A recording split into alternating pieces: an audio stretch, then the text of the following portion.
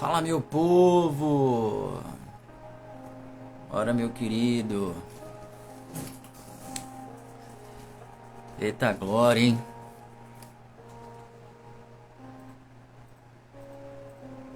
Jesus é maravilhoso. Jesus é bom. Sejam bem-vindos em nome de Jesus. Pessoal, vou tentar ser o mais breve e sucinto possível. Amém? Vocês estão me ouvindo bem? Tá tudo ok aí com o áudio, com a conexão? Dá um ok aí pra mim, pra eu poder saber se tá tudo certo. Por gentileza. Glória a Deus. Deus é maravilhoso. Aleluia. Vocês estão me ouvindo bem? Pronto, show de bola. É isso aí. Pronto, massa. Glória a Deus. Sejam bem-vindos em nome de Jesus. Pessoal, eu vim falar algo muito importante para vocês, tá? O assunto de hoje, ele é de suma importância, tá? Para mim e para você. E eu queria falar hoje justamente sobre a questão de identidade do corpo de Cristo. A gente sabe muito bem que saber quem você é em Deus é muito importante. E eu queria começar falando com vocês uma frase importante que diz assim: nunca fique satisfeito ou satisfeita em ser qualquer coisa menos de tudo aquilo que você pode ser. Ou seja, não seja menos do que aquilo que Deus projetou para que você seja. Então a gente começa já a falar justamente sobre identidade. Justamente o que é essa questão de identidade que a gente ouve falar muito. É justamente a natureza que Deus colocou em você. É o conjunto de características que Deus ele implantou dentro de você. Então quando a gente começa a pensar nisso, por exemplo, para você definir um animal como um gato, você precisa reconhecer as suas características, reconhecer o comportamento dele, reconhecer a maneira que ele fala, ou mia, ou emite o som que ele emite. Você tem que reconhecer as características que formam esse animal, aquilo que chamamos de animal, porque a natureza dele é um animal, é um gato. Então você começa a trazer essa definição através das características. Então nós, como homens e mulheres, precisamos entender qual é a sua característica, qual é a minha característica, qual é a minha identidade, o que define quem eu sou. E o que a gente precisa entender no corpo de Cristo é justamente o que é que Deus ele fala a teu respeito. O que é que Deus fez com a humanidade. E lá em Gênesis, no capítulo 1, no versículo 26, a própria Bíblia ela vai citar para a gente que disse Deus: façamos o homem à nossa imagem e conforme a nossa semelhança. Ouça só, ele disse que é conforme, ou seja, que tem a mesma forma, que tem concordância com a gente, que anda da mesma forma que a gente anda, que fala da mesma forma que a gente fala, que se comporta da mesma forma que a gente se comporta. Mas então, a gente vê hoje em dia o que no mundo? As pessoas estão perdidas procurando uma identidade. Elas veem num artista, por exemplo, uma identidade. Eles veem, por exemplo, em um filme, em um ator, em coisas que esse mundo oferece. Eles estão procurando sempre se formar, digamos assim, se identificar com grupos, com pessoas que fazem. A gente é assim, o ser humano ele tem essa necessidade de fazer parte de um grupo de pessoas que concorde com ele ou com ela, seja na forma de pensar, seja na forma de agir. E a gente tem que entender isso. A nossa função hoje é justamente transmitir essa natureza para outras pessoas. Eu não sei como hoje você está. Eu não sei o que é que você pensa da sua vida. Mas eu quero dizer uma coisa para você. Deus me fez, Deus te fez à imagem e semelhança dele. Ou seja, não se conforme menos do que isso.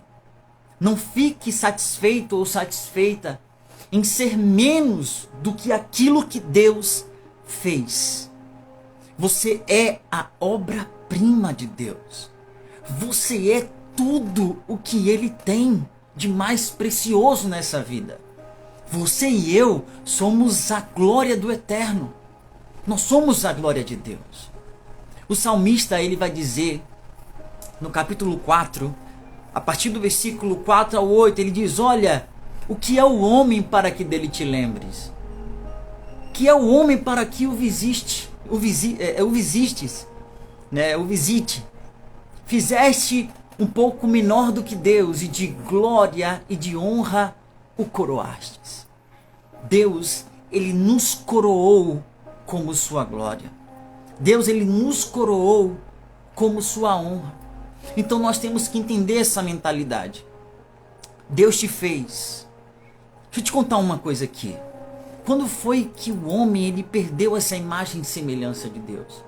Justamente quando a mulher e o homem passam a pecar através da desobediência, porque Deus ele deu uma ordem para não comer daquela árvore, do fruto daquela árvore, do conhecimento do bem e do mal.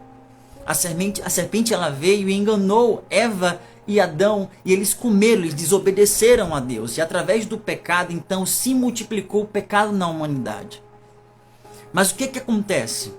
Aí Deus vem e restaura a natureza dele no homem. Irmão Pedro, como é que Deus ele restaurou essa natureza? A Bíblia diz que Deus ele amou ao mundo. Ele amando a mim e a você, deu o seu próprio filho para que todo aquele que nele crê não pereça, mas tenha vida eterna. Quando o homem ele peca, acontece a separação da vida eterna. Acontece a separação da luz. Acontece a separação da cura, da segurança que o homem tinha em Deus. O homem não foi feito para o pecado. O homem não foi feito para pecar, para viver de acordo com esse mundo. O mundo, ele deseja que você pense como ele pensa, haja como ele age, fale como ele fala, se comporte como ele se comporta. Só que Deus, ele não é assim. A Bíblia diz em Romanos capítulo 12, no versículo 2, que nós somos transformados. Nós somos metamorfoseados. No grego, a palavra transformação é justamente isso, é metamorfose. É como uma lagarta que se transforma em uma borboleta. Olha que coisa interessante, a lagarta, ela vive na terra, come das coisas da terra, mas a borboleta não. Ela vive a voar, ela vive em um nível mais alto do que essa terra. A própria Bíblia vai dizer para a gente que o justo, ele não vive pelo que ele vê, mas vive por aquilo que ele crê na palavra de Deus. Então Romanos está falando o seguinte, olha, você e eu somos transformados à imagem e semelhança de Deus, quando nós renovamos a nossa mente com ela, para que a gente possa experimentar aquilo que é bom, perfeito e agradável da vontade de Deus. E sabe qual é a vontade de Deus para mim, para você e para toda a humanidade?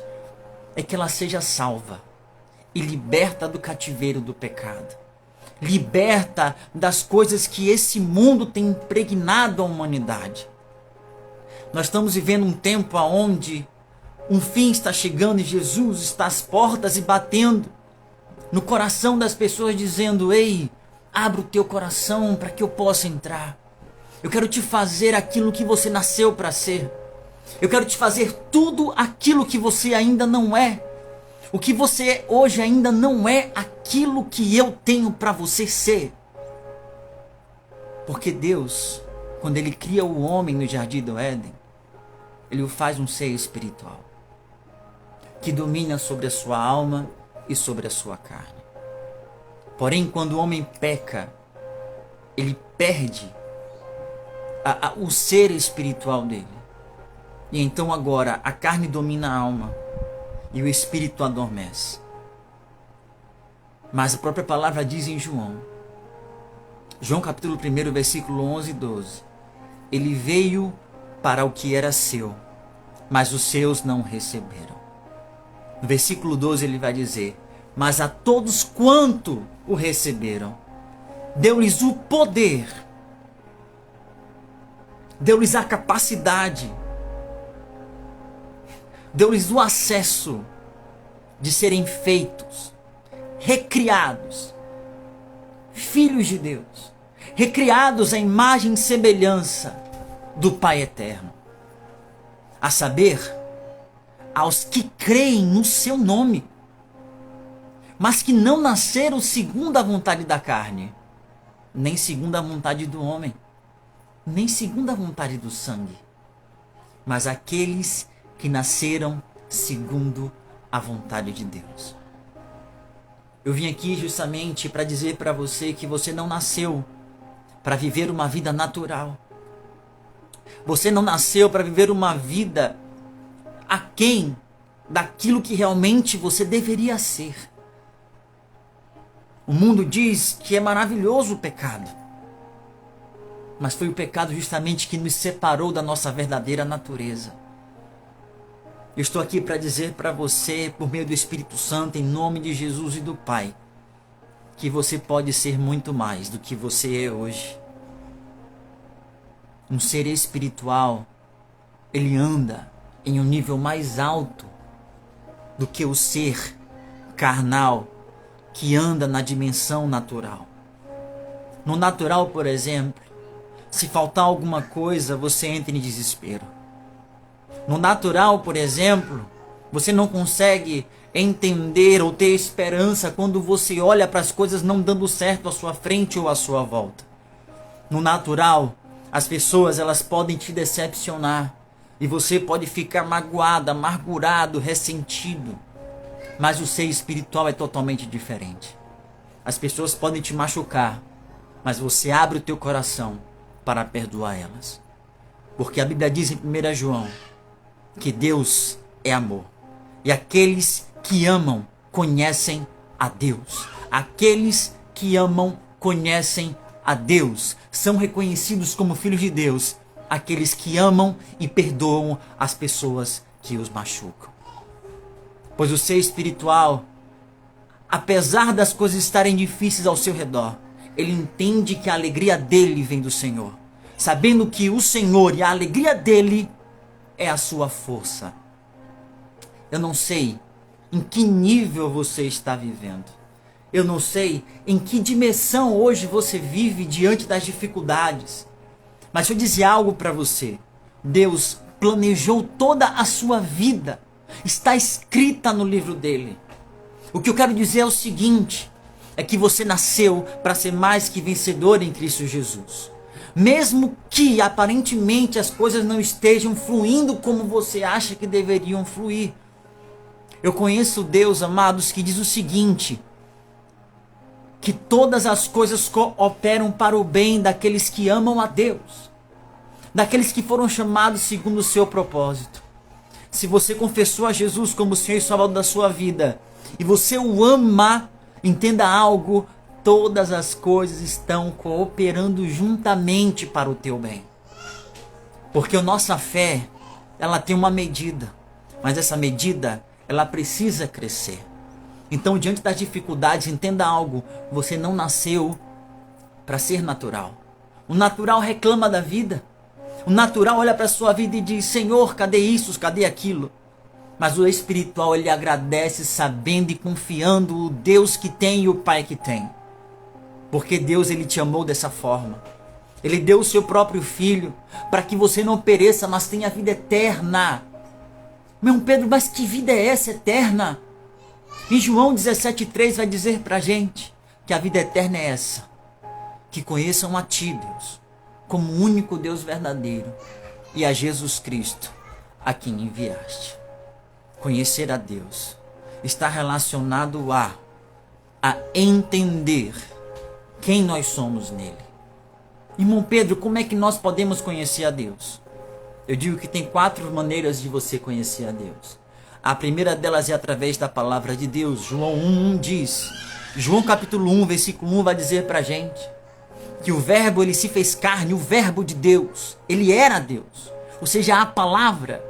A segunda forma de você conhecer a Deus é através de Jesus Cristo, porque ele é a palavra de Deus que se fez carne, habitou entre nós. Ele é a imagem de Deus, ele é a expressão exata do seu ser. Olhando para Jesus você vai conhecer o Pai.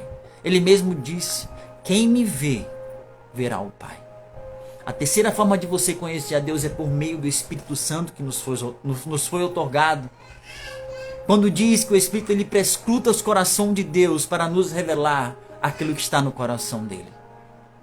E a quarta forma que Deus tem é através de você, é através do seu irmão.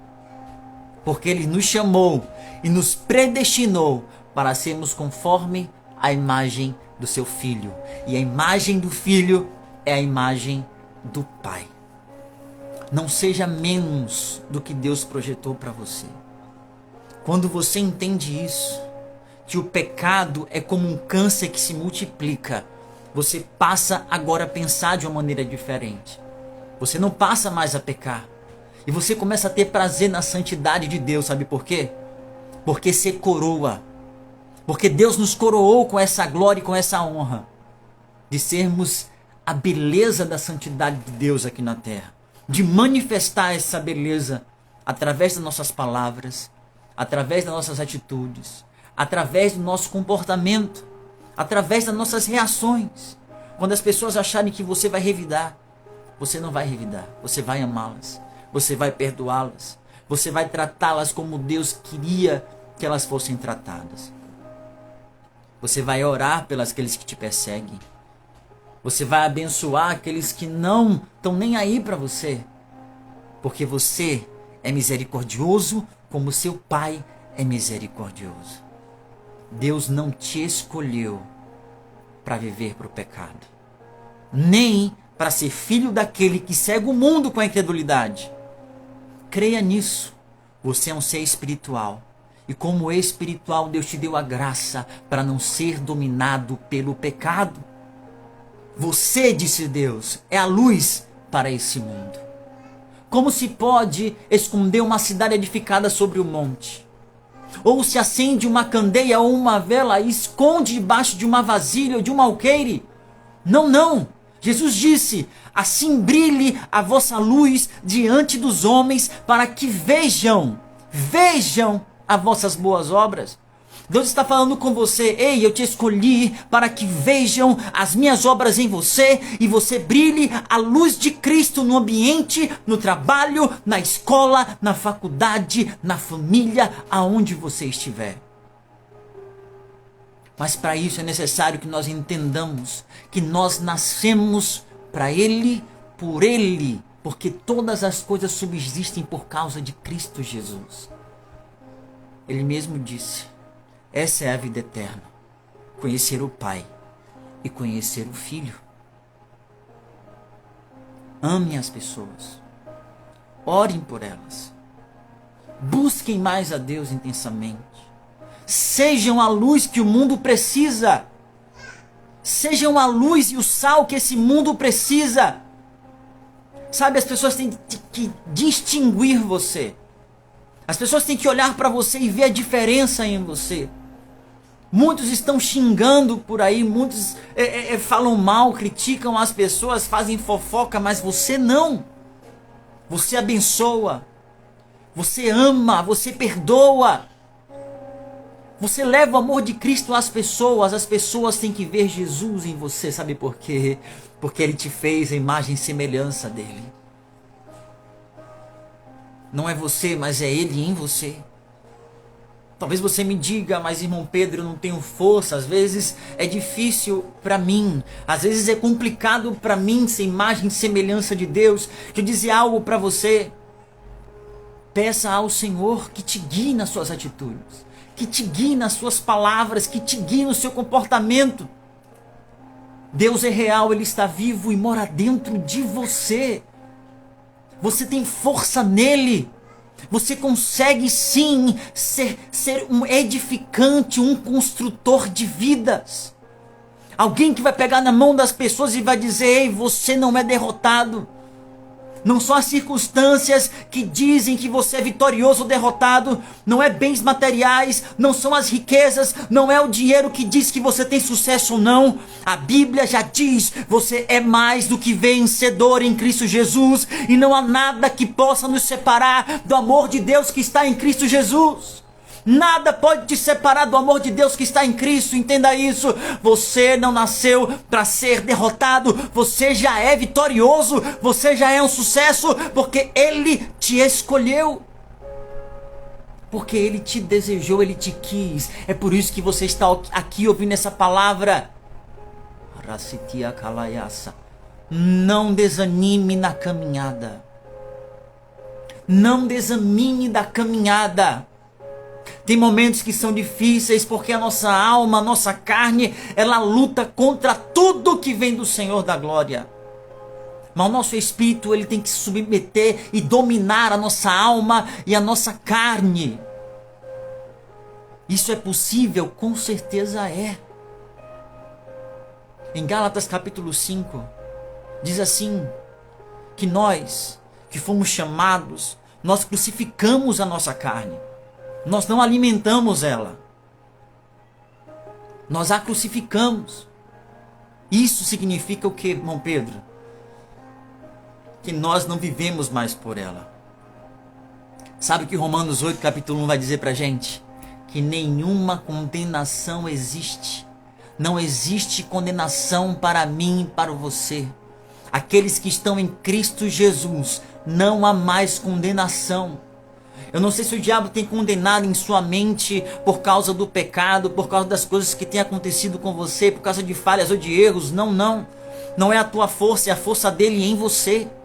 Ele disse: eu que justifiquei você, eu que derramei meu sangue para você, para te fazer feitura dele, imagem e semelhança de Cristo e do Pai. Deus, ele te escolheu. E não abre mão de você. O Senhor Espírito Santo, Ele está aqui falando através de mim. Que Ele veio por causa da promessa do Pai. Isso é amor. Ele amou ao mundo de tal maneira que Ele deu o seu Filho. E agora o Senhor está dizendo pra gente, Ele amou a mim e a você. Não só deu o Filho, mas também deu do seu Espírito. Para quê? Para que Ele estivesse conosco e em nós. O Consolador, o Espírito da verdade, que o mundo não pode receber. Mas vós o conheceis, porque Ele habita convosco e estará em vós.